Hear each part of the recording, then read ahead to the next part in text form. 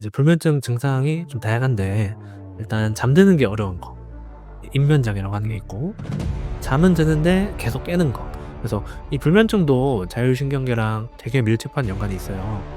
밤에 자려고 누워도 몸은 되게 피곤한데 계속 뭐 생각이 많이 난다. 생각이 멈추기가 어렵다. 밤에 잘 준비를 하려고 하면은 우리 몸이 밤인 거를 잘 인식하게 해줘야 돼요.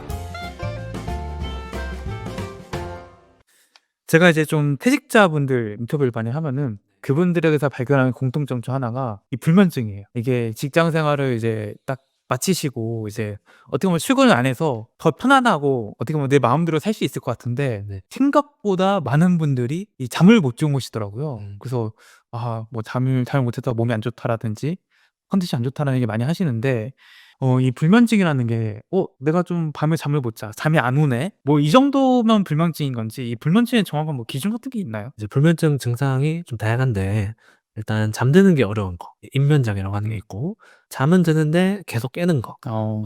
이제 수면 유지 장애라고 하는 게 있고 잠을 잘 들었는데 지나치게 너무 빨리 깨는 거, 새벽에 깬다든지 조기 각성이라고 하는 게 있고 이런 현상들이 나타나고요. 이런 잠이 부족한 현상 때문에 사회적으로, 직업적으로 일상생활에 지장을 받아야 됩니다. 그리고 이런 것들이 일 주일에 3번 이상 있다. 그리고 3 개월 이상 지속된다. 이럴 때 이제 불면 장애라고 진단을 하게 됩니다.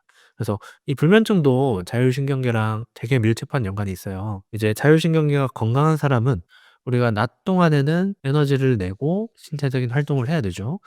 교감신경이 좀 주된 역할을 해야 됩니다. 반대로 해 가지고 우리가 몸을 쉴 준비를 하고 잠이 오려면은 교감신경은 이제 좀 들어가고 부교감신경이 좀 올라와서 몸이 휴식으로 들어갈 수 있도록 잘 해야지 되는데 이 조절하는 기능이 떨어지면은 잘 시간이 되는데도 교감신경이 계속 항진돼 있거나 이러면은 계속 각성 상태로 가게 되죠.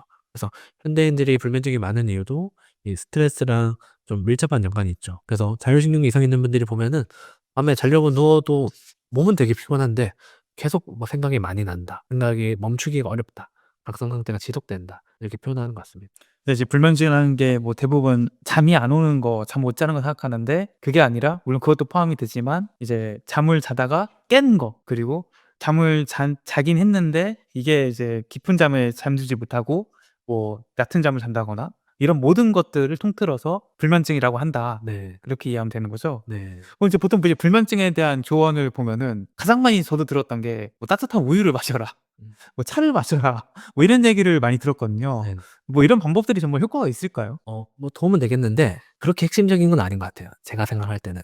이제 제가 생각할 때 핵심적인 것들이 좀 한번 설명을 드려 보자면은 일단 우리가 이제 밤에 잘 준비를 하려고 하면은 우리 몸이 밤인 거를 잘 인식하게 해 줘야 돼요. 반대로 낮에는 '아 지금 낮이구나.'라고 하는 거를 잘 인식하게 해 줘야 돼요. 그래서 이거를 우리 뇌에서 생체 시계가 있거든요.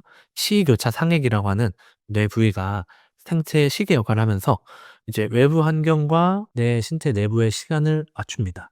왜 우리 내부에도 시간이 있어야 되냐면은 우리 몸의 뭐 호르몬 분비나 뭐 대사 활동이나 수면 각성 주기 같은 것들이 실제로 24 시간 주기를 가지고 나타나거든요, 세포 활동 같은 경우도. 그래서 이 외부 환경과 맞추게 되는데 여기에 외부 환경과 맞추는 요소 중에 가장 중요한 게 첫 번째는 빛이에요. 빛 자극. 망막을 통해서 빛이 들어오면은 우리 뇌는 '아 낮이구나.' 인식하게 되고 빛이 안 들어오고 어두컴컴하네 이러면은 '밤이구나.' 인식을 하게 돼요. 그래서 첫 번째로 이제 제가 좀 중요시하게 하는 거는 이 빛 자극을 조절하는 거다. 낮 시간에 충분한 햇볕을 봐야지 되고 낮 시간에 좀 신체 활동도 좀 하는 게 좋아요. 반대로 해가 진 이후에는 빛 자극을 좀 줄여야 돼요. 해가 진 이후로는 집안에 불도 좀 꺼 놓고 눈으로 들어오는 빛의 양이 좀 적어야지 된다. 근데 현대인들이 이게 무너진 이유가 디지털 기기를 너무 많이 사용합니다. 밤에 핸드폰 같은 경우 눈앞에서 이렇게 보니까 이게 거의 태양만큼 밝거든요. 빛의 양이 아주 많기 때문에 수면에 혼란을 줄 수밖에 없어요. 그래서 이거를 반드시 줄여야 되고 집 안에서 아예 그냥 불을 꺼 놓고 있게 하게 돼요. 이제 수면 장애 중에서 일주기 리듬 수면 장애라고 하는 게 있거든요. 이거는 이제 밤낮이 바뀌는 거예요. 밤에는 말똥말똥해지고 낮에 맨날 자고 이런 사람도 있죠. 아까 뭐 퇴직자분들 말씀하셨는데 이런 분들이 오히려 이러기가 쉬운 게 직장에 있으면 어떻게든 알람 맞추고 일어나서 출근해야 되잖아요. 근데 그런 게 없어지니까 그냥 늦게 자고 늦게 일어나게 된다든지 어 이런 경우가 많은 것 같아요. 그래서 이 일주기 리듬 수면 장애 환자분들한테 꼭 권해 드리는 게 집안을 어둡게 해라 밤에는. 해질 시간 이후로는. 형광등은 다 끄고 집안에 노란색 조명 켜 놓으라. 수면등 같은 거. 우리 호텔 같은 데 가면은 노란 조명이 있는 게 이렇게 조도가 낮은 조명이 우리를 몸을 이완하게 만들고 부교감 빙의 활성을 촉진시키거든요. 그래서 이런 빛 자극을 좀 중요시해야 된다. 그다음으로 이제 중요한 게 수면 시간을 일정하게 유지해야 된다. 이것도 이제 아까 퇴직자분들이 말씀하신 게 출근이나 퇴근이 없으니까 수면 시간이 불규칙해지기 쉬워요. 혹은 이제 직장 다니는 분들도 주중이랑 주말이 하고 자는 시간이 달라지는 경우가 많아요. 낮에 너무 피곤하니까 평일에 주말에는 뭐 12 시까지 잔다. 그리고 토요일에 금요일에 내일 출근 안 하니까 2-3 시까지 게임하고 이렇게 하면은 잠을 내가 더 많이 잤으니까 그래도 피로가 풀리겠지 생각하는데 그렇지가 않다. 오히려 이런 거를 사회적 시차라고 해요. 시차가 생기는 거예요. 우리가 이제 시차 몇 시간 나는 나라 갔다 오면은 되게 피곤하잖아요. 그런 것처럼 주중이랑 주말에 시차가 생겨서 우리 몸이 적응하는데 더 애를 먹는다. 생체 시계가. 그래서 이 규칙적인 수면 시간을 좀 유지하는 게 좀 중요하다. 그다음에 아까 이제 낮에는 뭐 운동하거나 햇볕 쬐거나 이런 활동을 많이 할수록 좋고 야간에는 신체 활동도 좀 줄여야 돼요. 우리가 이제 몸을 피곤하게 만들어야지 잠을 잘 잔다 해서 밤늦게 막 격한 운동하는 분들이 있거든요. 그거는 잠을 깨우는 거예요. 이 격한 운동을 하면 오히려 몸을 더 각성 상태로 만들거든요. 운동을 격하게 할 거면은 낮에 하면은 불면증이 아주 효과가 좋아요. 근데 밤에 잠들기 뭐 한 2-3 시간 전에 하면은 우리 몸에 '아직 깨어 있을 때야.'라는 신호를 자꾸 주게 되는 거랑 똑같아요. 그래서 웬만하면은 불면증 있는 분들은 해 지기 전에 운동하시라. 햇볕이 제일 많을 때 운동하시면은 제일 좋다. 그다음에 식사 같은 것도 야식 아주 치명적입니다. 야식이 늦게 먹으면은 음식을 먹는다는 것 자체가 우리 몸에 '지금 밥 먹었으니까 이제 활동할 때야.'라는 신호를 주는 거랑 똑같아요. 그래서 야식 같은 거를 좀 줄여야지 되고 예 밤 늦게 먹는 거 안 좋고 웬만하면 한 7시 전에는 드시는 게 좋다. 근데 아까 뭐 따뜻한 우유나 차 같은 거는 좀 도움이 되긴 해요. 그런 거는 막 배가 많이 부른 건 아니고 몸을 좀 안정시키고 이완시켜 주는 효과가 있긴 합니다. 그다음에 또 이제 꼭 강조시키고 싶은 거는 불면증 환자분들은 잠에 대한 강박이 쪼끔씩은 생겨요. 음.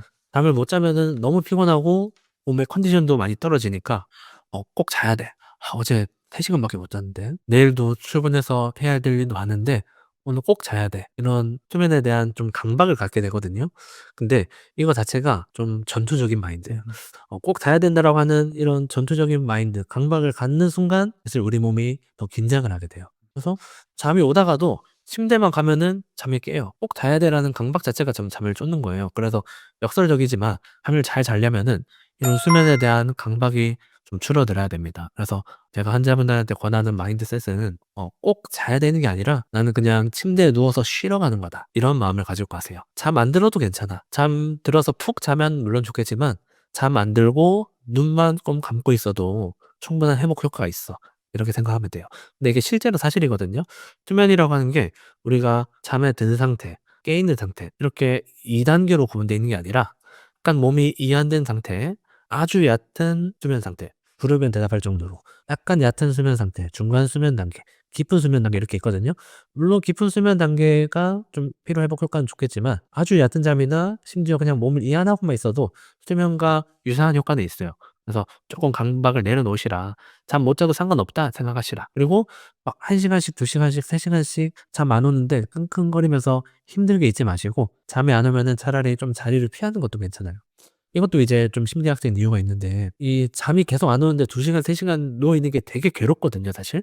이런 게 반복되면은 내 뇌에 이 침실, 잠자리라는 공간이 되게 불편한 공간이다라고 인식되기가 쉬워요. 그래서 그냥 피해서 뭐 책을 좀 읽는다든지 뭐 이렇게 다른 활동들을 좀 가볍게 하고 다시 잘 수 있을 것 같을 때 침실로 가시라. 이렇게 좀 권해 드립니다.